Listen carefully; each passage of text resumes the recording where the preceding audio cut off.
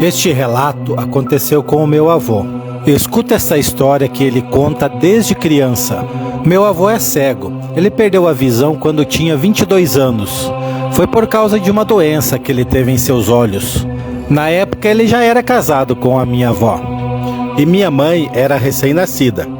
Foi uma época muito difícil para eles, pois moravam no interior de Minas Gerais, em um pequeno sítio. Minha avó teve que cuidar da casa até o meu avô acostumar com aquela situação. Ele ficou muito triste e depressivo na época, pois não podia mais trabalhar no sítio e ganhar o sustento para a família. A única solução que encontraram na época era vender o sítio e comprar uma casa na cidade, mais próximo à família do meu avô. Mas isso demoraria um pouco, pois na época era difícil quem tinha dinheiro assim para comprar um sítio. Às vezes levavam meses e até anos para se concretizar a venda. Minha avó, por várias vezes, precisava ir à cidade para levar a minha mãe recém-nascida no médico. Ela havia nascido com os problemas de saúde. Não era nada grave, mas precisava de acompanhamento. A cidade era um pouco longe do sítio. Ficava em torno de 10 quilômetros de lá. Naquela época, poucas pessoas tinham carro. E a maioria iam à cidade de cavalo ou de carroça. Mas minha avó tinha medo de conduzir a carroça. Ainda mais com a minha mãe novinha junto com ela. E o meu avô, coitado, a única coisa que podia fazer era ir de companhia. Lá passava um ônibus uma vez por dia. Ele passava de manhã e levava o pessoal para a cidade e voltava à tarde trazendo-os de volta. A única solução para a minha avó era essa. Só que às vezes a consulta era de tarde e não dava tempo dela voltar de ônibus para o sítio. Então dormia na cidade, na casa da sua sogra. Era muito penosa essa vida, pois aí só no outro dia de tarde ela conseguia voltar para o sítio. Meu avô preferia ficar sozinho lá no sítio. Acho que ele sentia vergonha na época da sua situação, ainda mais que era bem recente. Em uma dessas noites, ele relatou à minha avó que ouviu uns barulhos estranhos fora de casa, coisa que ele nunca havia escutado antes. Minha avó disse que talvez poderia ser porque agora ele estava cego, estava apurando mais a sua audição. E por isso começaria a prestar mais atenção nos barulhos e sons à sua volta. Ele disse que fazia sentido. Só que o barulho era de algum animal andando ali por volta da casa. Fazia uns grunhidos estranhos, que ele nunca ouvia antes. Minha avó concordou com ele e foi até os fundos da casa lavar as roupas da minha mãe. Chegando lá, reparou que as fraldas que estavam no varal estavam todas no chão. E parecia que alguém havia pisado e sapateado sobre elas. A primeira coisa que veio em sua mente foi que o meu avô precisou sair lá para fora para fazer alguma coisa.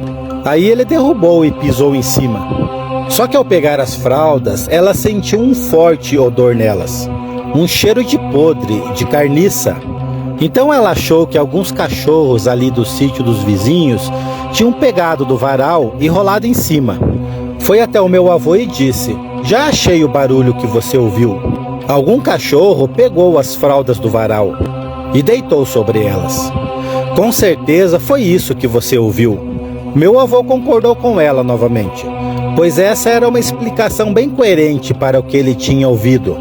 Até que em uma noite, a minha avó também ouviu os barulhos. E no outro dia, as roupas estavam todas no chão novamente. Só que o mais incrível era que só as roupas da minha mãe estavam no chão. E na mesma situação, pisoteadas. E com aquele cheiro horrível de podre. Minha avó não disse nada ao meu avô, mas começou a evitar de deixar as roupas no varal à noite. Mas mesmo assim, ela ainda ouvia alguma coisa rodear a casa. E às vezes até mesmo fungar por debaixo da porta. Como de costume, ela precisou ir até a cidade e só voltaria no outro dia à tarde. E o meu avô ficaria sozinho em casa. Naquela noite, o meu avô teria a experiência mais terrível e também a mais fantástica de sua vida. Era assim que ele se referia ao acontecido.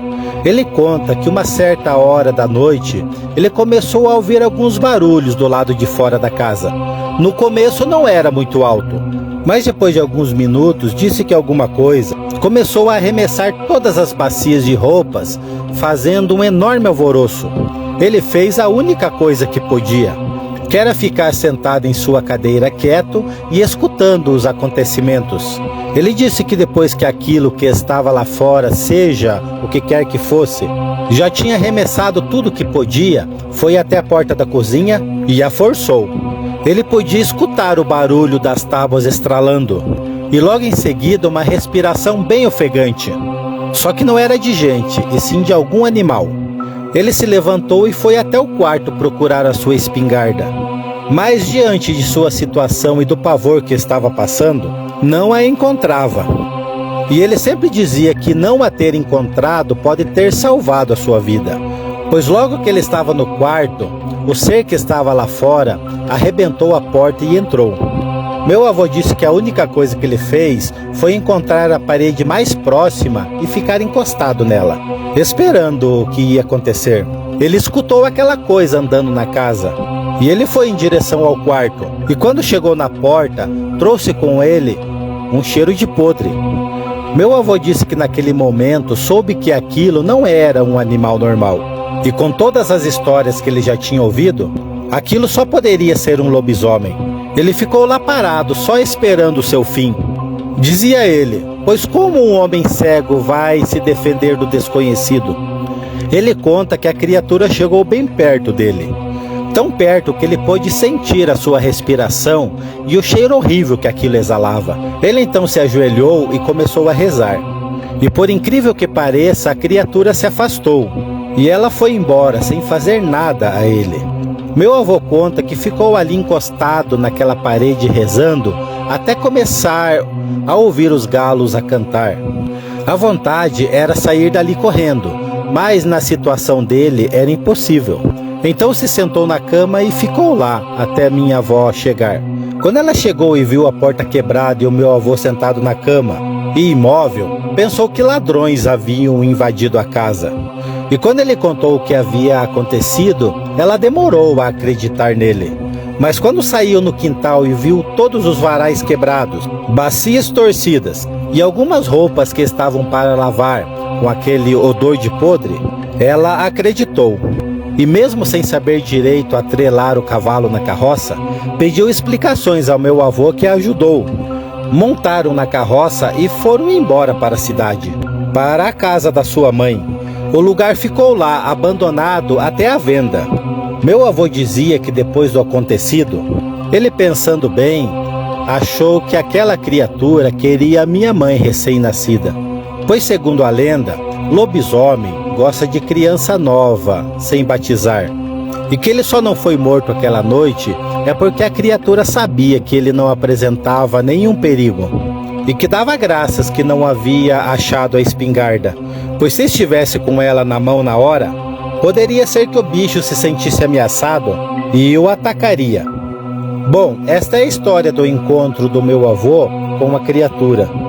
E tá aí, galera, mais um relato sensacional e aterrorizante. E na verdade, o mais aterrorizante deste relato é que ele não conseguia enxergar. Já pensou a situação se a gente conseguindo ver para poder correr, para poder pegar uma arma para se defender, já é uma situação difícil? Imagina você não ver o que está à sua frente, você não poder pegar nada, você tem que ficar imóvel. Só recorrer à graça de Deus mesmo. Por isso essa história ela se torna mais assustadora do que as outras. E este foi o relato de hoje, galera. Que Deus proteja cada um de vocês e até o próximo vídeo.